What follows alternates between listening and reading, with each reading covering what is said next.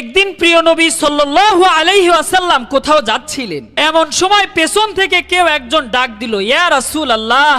তখন তিনি পেছন দিকে তাকিয়ে দেখলেন একটি হরিণকে একটি গাছের সাথে দড়ি দিয়ে বেঁধে রাখা হয়েছে। হরিণ এবার নবীজিকে উদ্দেশ্য করে বলতে লাগলো, দয়া করে আমাকে দড়ি থেকে মুক্ত করে দিন, আমার বাচ্চারা খুবই ক্ষুধার্ত, আমি কথা দিচ্ছি আমার বাচ্চাদেরকে দুধ খাওয়ানোর পর আমি আবার ফিরে আসব। তখন নবীজি হরিণটিকে মুক্ত করে দিলেন। তখন তিনি উক্ত গাছের নিচে হরিণের জিম্মাদার হয়ে বসে থাকলেন। এবার শিকারী এসে দেখলো তার হরিণটি সেখানে নেই। নবীজি তখন বললেন তিনি হরিণটিকে মুক্ত করে দিয়েছেন, হরিণটি তার বাচ্চাদেরকে দুধ পান করিয়ে আবার এখানে ফিরে আসবে। এই কথা শুনে শিকারী প্রচন্ড মাত্রায় রেগে গেল এবং নবীজিকে অনেক বেশি গালমন্দ করতে লাগলো এবং নবীজিকে বলতে লাগলো এই হরিণ আর কোনো দিন ফেরত আসবে না। ঠিক তখনই শিকারী দেখতে পেল যে সেই হরিণটি তাদের দিকেই আসছে। হরিণের সাথে হরিণের দুটো বাচ্চাও ছিল। এই দৃশ্য দেখে শিকারী বলতে লাগলো, যেই নবী একটা হরিণ ছাড়লে তিনটা হরিণ আসে, আমি তার ধর্মই গ্রহণ করব, দয়া করে আমাকে মুসলমান বানিয়ে দিন।